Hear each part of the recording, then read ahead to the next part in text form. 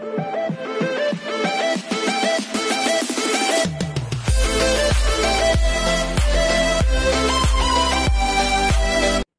everyone, this is KG from Vlog sa Filipino Actor Please here dito sa Saudi Arabia and welcome back to my channel. At again, gawin natin ito ng reaction video ang mga latest compilation, TikTok compilation ng SB19. So without further ado, let's all watch this. Ay! Ang puti ni Justin? Ang puti ni Justin? Ay yes! Ay yes! Alam mo ba? Anong drama yan? Ay, bakit bumalik? Si Papi, oh. Si Papi, ang landi ni Papi dyan. Tignan mo si Papi. Ang landi ni Pablo dyan, dear. Ay, gusto ko to si Josh. Tignan mo si Josh, yung applause ni Josh. Oh, iba yung applause ni Josh. Iba yung facial expression niya. Sa lahat ng gumawa nito, ang pinakagusto ko si Josh. Dahil siguro bias ko siya, no? Pero iba yung applause niya. Iba yung kending niya. Iba yung applause niya. Tapos yung facial expression niya pa. Ibang-iba. Sa totoo lang, nakasave sa akin. Pero yung, okay naman si Ken, pero yung pinakagusto ko yung dito, yung original nito ni Josh, yung siya lang mag-isa, sobrang hot niya. Papo ni Josh? Oh, gabi si Josh? Anong mukhang nauhaw si Josh?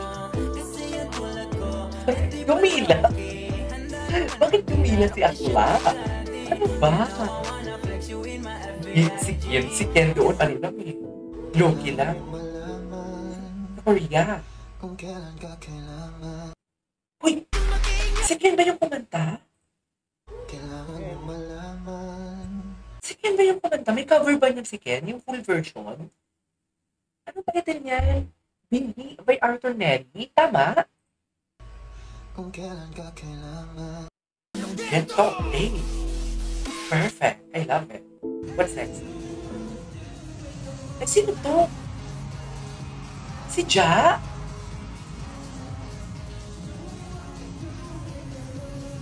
Ay, hindi. Kamukha lang ni Ja. Actually, may pagkapabi yung naka-blue na cap. Ang gwapo na naka-eyeglass. Yung sa harap. Sino yun sila? 1621 BC? Naririnig ko na to, dear. Okay. Sige, kasi nung dumating sa sabuhan. Ay, mga bagets pa sila dito. Mga bagets pa sila dito. Baby pa sila dito. Kasi bilang yung bumiyaki pa kung ano, di ba, malayo na. Hindi ko ito napanood. First impression ko kay Ken, parang willing talaga siyang gawin to. Pa-start pa lang sila dito. Noong una, akala ko mayabang siya, pero hindi ko mabalik ng mabalik. Wait.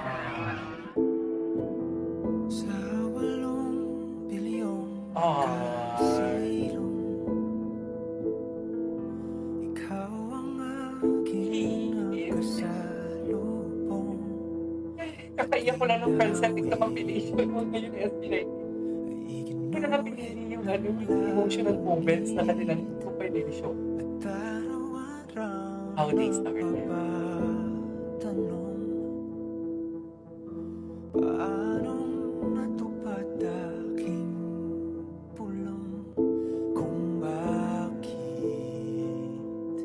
Hi.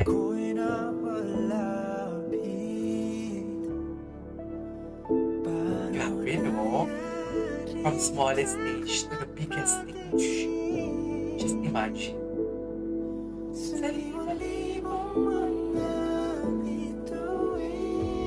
Ganda nito kanta pa.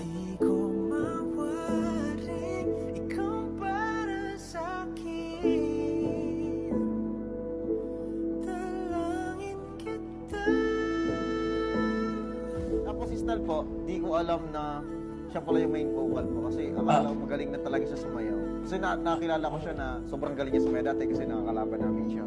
Tapos siya po pala yung pinakamagandang boses sa Nakalaban na pala sila. Hanggang ngayon, ganun pa rin naman tingin mo Yes sa po. Si Ken naman po, nung na-meet ko to dati sa cover group, parang sabi ko, feeling ko mayabang to, parang gano'n po, mayabang to, tapos tumbling-tumbling ka pa dyan, gano'n, tumbling-tumbling pa to. Uy, judgmental sister. Judgmental po talaga ako sa. Tapos ayun po sabi ko, parang feeling ko mayabang to, tapos nakasama ko siya sa photoshoot dati, parang pag naglalakad ang siga-siga sa ano po, sa dance practice sa Anda, ang siga niya po. Siga naman ito, kala mo. Never ko pa nung napanood. Ganon po yung take ko sa kanya. Pero nung nakilala ko po, ay grabe Ken, nung nakilala ko po siya, naging mag-click po kami. Nung una medyo nawirduhan po ko sa kanya, hindi ko siya maintindihan. Pero ngayon po, nagugulat ako sa kanya, parang mas maharot po siya sa akin, gano'n. Mas maligalig na po siya. Okay.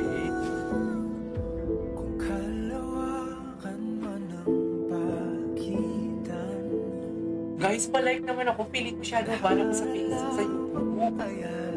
Palike naman ako guys. And any comment, kahit anong comment lang. Sino ba yung nakaputi? Si Bobby ba yun? Close na lang sila.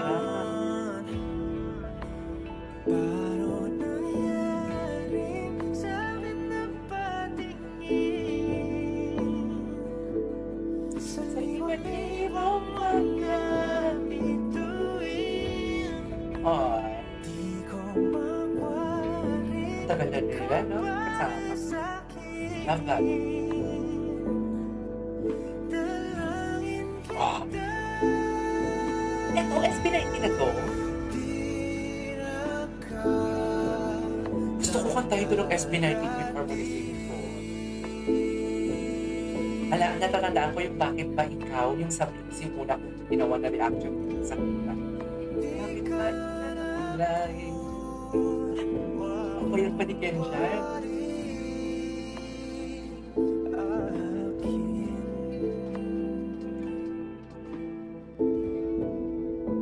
Pinaka-close mo sa SB? Nako. Pinaka-close mong member, si Stel. Stel. Lahat yan, si Stel yung close ko. Stel pala talaga. Nung dumating si Nonchalant and okay. No? Malaman. Say, si Ken nung dumating yan, ay, Diyos ko po, sobrang weird na tao niyan. Like, hindi ko alam kung paano i-approach. Pero si Stel pala tatay talaga. Dumating naman yung panahon na nakilala ko rin siya. And, naging okay rin. Naging okay rin si Ken. Nung una, hindi ko alam kung paano magiging close si Ken, paano ko kakausapin. Oo nga, Sobrang weird sana talaga i-study ni Ken. nila. And, sobrang ano pa, naninibago pa siya kasi diba galing nga siya sa Zamboanga. Naninibago siya dito sa Manila, kaya ayun, kaya siguro Si Stel, anak probinsya niya. Pero habang tumagal Something naman, like part ng North siya, no? naging close ko si Ken. And, yun, Kasi si nakakatuwa Bobby, rin- nakakatuwa si Ken. kababayan Kaya kami. I mean ngayon, kasi eh, from sa Imus ako nakabiyak ng bahay. Oo.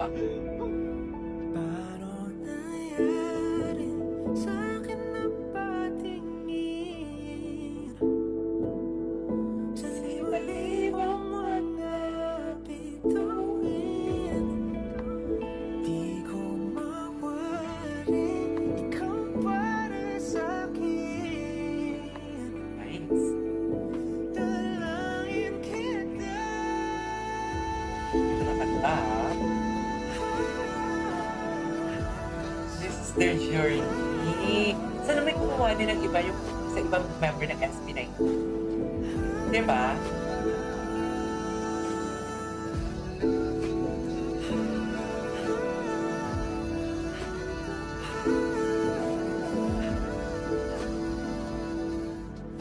Ay, bakit ba naman si Josh? Bakit na po lang diba si Josh? May close talaga pala sila. Sila pala talaga na pinaka-close. Is there you guys sa isang report sa video na SB19?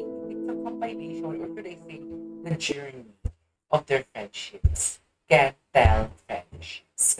This is KJ Vlogs and see you next vlog. Bye!